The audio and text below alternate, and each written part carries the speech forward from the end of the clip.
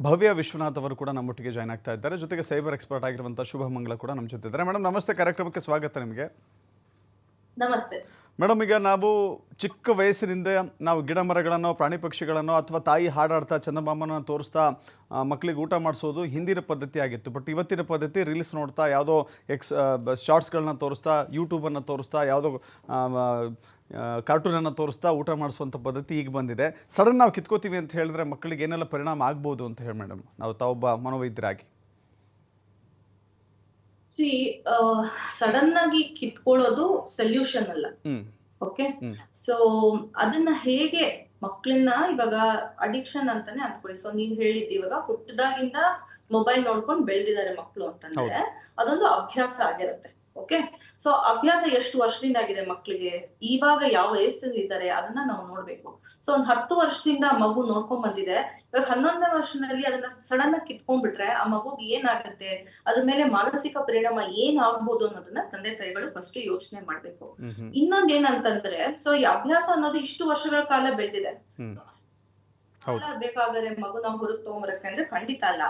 At least ಒಂದ್ 5 ತಿಂಗಳು 6 ತಿಂಗಳು ಬೇಕಾಗ್ಬೋದು. ಇನ್ನೊಂದ್ ಕೆಲವು ಮಕ್ಳಿಗೆ 1 ವರ್ಷನೇ ಬೇಕಾಗ್ಬೋದು.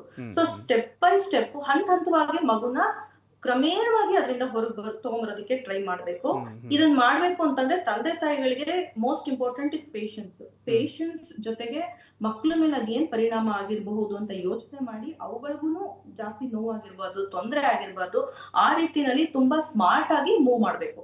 ಎರಡನೇದೇನಪ್ಪಾ ಅಂತಂದ್ರೆ, ಈ ಅಬೌಟ್ 10 ಇಯರ್ಸ್ ಏನಿರ್ತಾರೆ ಮಕ್ಳು, ಅಬೌಟ್ 10 ಇಯರ್ಸ್ ಮತ್ತೆ ಒಂದ್ 13-14 ಇಯರ್ಸ್ ಇರುವಂತ ಮಕ್ಳು, ಅವ್ರಿಗೆ ಹಾರ್ಮೋನಲ್ ವೇರಿಯೇಷನ್ಸ್ ಆಗ್ತಿರುತ್ತೆ. ಅವ್ರು ಚಿಕ್ಕವರು ಅಂದ್ರೆ ಚಿಕ್ಕವರಲ್ಲ, ದೊಡ್ಡವರು ಅಂದ್ರೆ ದೊಡ್ಡವರಲ್ಲ, ಆ ಒಂದು ವಯಸ್ಸಲ್ಲಿ ಇರ್ತಾರೆ. ತಮ್ಮದೇ ಆದ ಒಂದು ಅಸ್ತಿತ್ವ, ಒಂದು ಐಡೆಂಟಿಟಿನ ಬೆಳೆಸ್ಕೊಳ್ತಿರೋ ಒಂದು ವಯಸ್ಸು.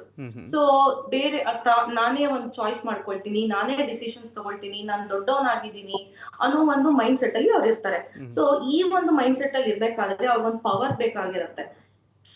ಬೇರೆಯವರು ಅವ್ರನ್ನ ಕಂಟ್ರೋಲ್ ಮಾಡೋದು ಅವ್ರಿಗೆ ಇಷ್ಟ ಆಗಲ್ಲ. ತಂದೆ ತಾಯಿ ಇರ್ಬೋದು, ಟೀಚರ್ಸ್ ಇರ್ಬೋದು, ಯಾರೇ ಇರ್ಬೋದು, ಅವ್ರನ್ನ ಕಂಟ್ರೋಲ್ ಮಾಡೋದನ್ನ ಅವರು ಇಷ್ಟಪಡಲ್ಲ. ಸೊ ಈ ಒಂದು ಕಂಟ್ರೋಲ್ ಅನ್ನೋದು ಸಡನ್ ಆಗಿ ಕಿತ್ಕೊಂಡಾಗ ಅವ್ರಿಗೆ ಅದು ಜಾಸ್ತಿ ಅಫೆಕ್ಟ್ ಆಗತ್ತೆ. ಸೊ ಈ ಕಂಟ್ರೋಲ್ ಮಾಡ್ದೇನೆ ಅದನ್ನ ಅರ್ಥ ಮಾಡಿ, ಯಾಕಂದ್ರೆ ಅವ್ರು ಬೇಕು ಅಂತ ಮಾಡೋದಲ್ಲ, ಆ ಒಂದು ಏಜ್ ಹಾಗೆ ಅವ್ರನ್ನ ಮಾಡ್ತಾ ಇರುತ್ತೆ. ಅಂದ್ರೆ ಮೇಡಮ್, ಈಗ ಡಿ ಅಡಿಕ್ಷನ್ ಸಿಂಪ್ಟಮ್ಸ್ ಗಳನ್ನ ಪೋಷಕರೇ ಅಧ್ಯಯನ ಮಾಡ್ಬೇಕು. ಈಗ ಸರ್ಕಾರ ನಿರ್ಧಾರ ತಗೊಂಡಿದೆ, ಬಜೆಟ್ ನಲ್ಲಿ ಘೋಷಣೆ ಮಾಡಿದೆ, ಬಟ್ ಇದರ ಪೂರ್ಣ ಜವಾಬ್ದಾರಿ ಪೋಷಕರದ್ದೇ ಆಗಿರುತ್ತೆ. ಅವರೆಲ್ಲವನ್ನೂ ಕೂಡ ಸ್ಟಡಿ ಮಾಡಬೇಕು. ಪೋಷಕರಿಗೆ ಹೇಳುವಂತ ಮಾತುಗಳು ಮೇಡಮ್.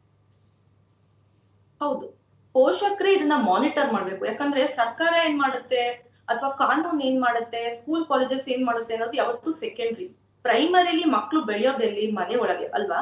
ಸೊ ಮಾನಿಟರ್ ಮಾಡ್ಬೇಕು. ಏನೇ ಸರ್ಕಾರ ಒಂದು ರೂಲ್ಸ್ ತಂದ್ರುನು, ಬ್ಯಾನ್ ಮಾಡಿದ್ರು ಮಾನಿಟರ್ ಮಾಡ್ಬೇಕಾಗಿರೋದು ತಂದೆ ತಾಯಿಗಳು. ಯಾಕಂದ್ರೆ ಬಿಲೋ 16 ಇಯರ್ಸ್ ಒಳಗೆ ಮಕ್ಕಳು ಆಕ್ಸೆಸ್ ಮಾಡಬಾರ್ದು, ಬ್ಯಾನ್ ಮಾಡಿದ್ರು ತಂದೆ ತಾಯಿ ಫೋನ್ಸ್ ಯೂಸ್ ಮಾಡೋ ಸಾಧ್ಯತೆ ಇರುತ್ತೆ, ತಂದೆ ತಾಯಿ ಸೋಷಿಯಲ್ ಅಕೌಂಟ್ಸ್ ಯೂಸ್ ಮಾಡೋ ಸಾಧ್ಯತೆನೂ ಇರುತ್ತೆ.